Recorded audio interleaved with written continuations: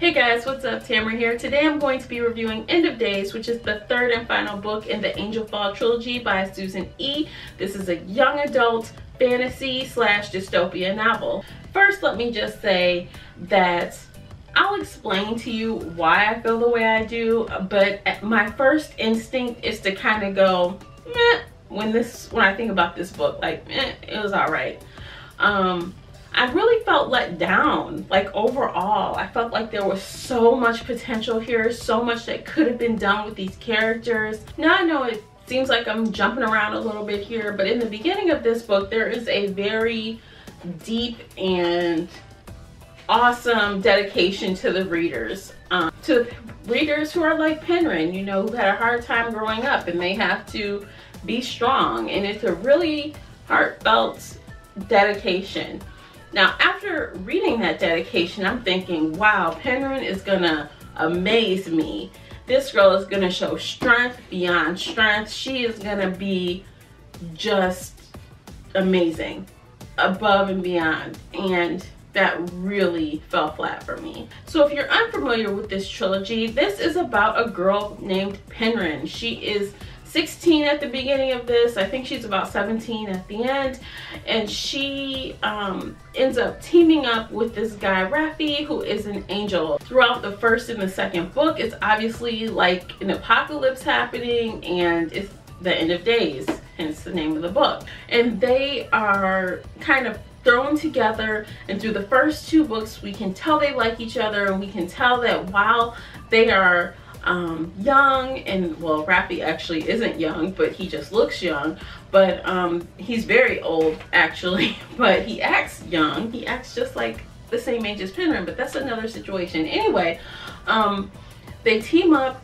and they are all about taking down the angels that are causing this apocalypse. And basically you think it was one thing, these angels think they're hearing from God through the archangel, but it turns out to be something entirely different.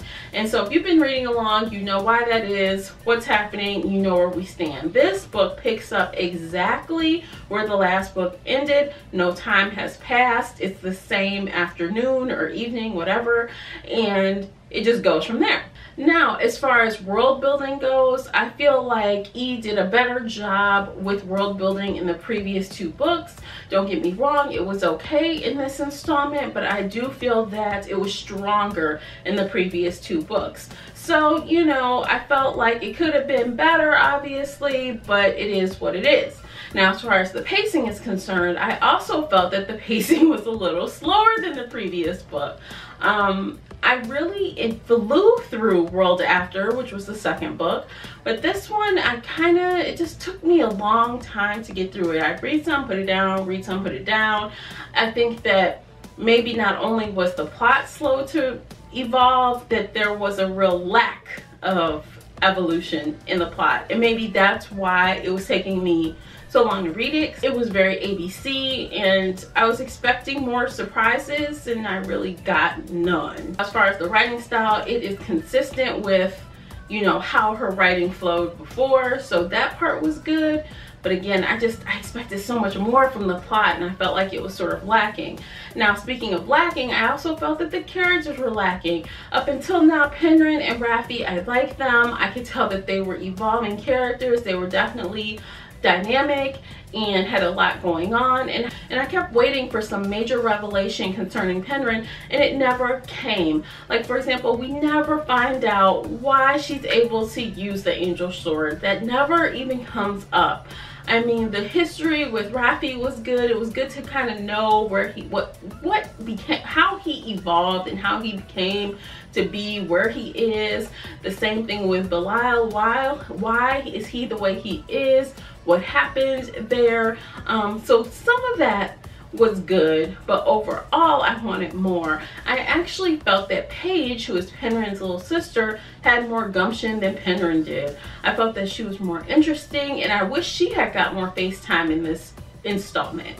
When I was looking around, Googling about this book and stuff, I came across some really cool fan art about, you know, centering around Paige. And this one particular one, it just really made me feel like that is what I thought Paige would look like after all the stuff she'd been through.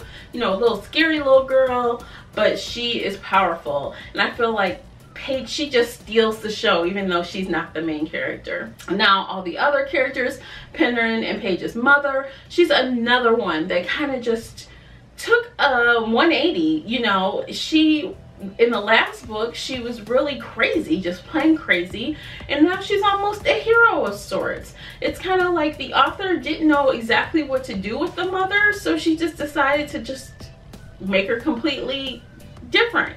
So, you know, even Penryn, her reactions to her mother, like before Penryn was like, I'm the caregiver, I take care of my sister, I take care of myself, I take care of my mother, you know, I have the world on my shoulders. In this book, she kind of is like, well, my mother, she shields me from things that I'm not ready to see.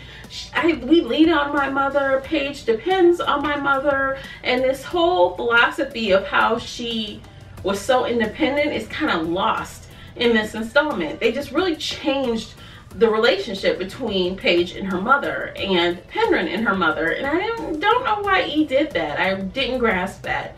Anywho, so with that said, I didn't really like a lot of the character changes, and I felt that there were opportunities missed. I don't want to get into too much of what happened and why and when, because I don't want to spoil it for you, but I will say that the end was really lackluster. You know, it was very ABC and it really followed that formula, and I just wanted more. I wanted to close the book and say, wow, that was a good ending. Instead, I closed the book and was like, oh, that was the ending. So, I mean, I don't like that feeling. So, you guys know I've had my issues with this book. And so because of that, I'm going to go ahead and give you my rating. And I did rate it 3 out of 5 bookmarks. And I feel that I gave it a 3 out of 5 because how much I enjoyed the first 2 books. If I thought about this as its own book, separate from the other 2, I would have given it a 2. But I gave it a 3 because I thought it was okay. I just wanted so much more out of it. I know I'm in the minority here because it seemed like a lot of people really enjoyed the conclusion of the book, but I found it very lacking. So that's all I have to say on this title. Have you read End of Days? And if so, did you enjoy it? Did you like it way more than I did? Or did you kind of feel like I did, where you thought it was okay but could have been better? And if you've been reading this series so far but haven't gotten to this yet, are you adding this to your TBR list? So that is it, you guys. You know where to find me, all the usual places. Thank you so much for watching, and until next time, happy reading. Bye, guys.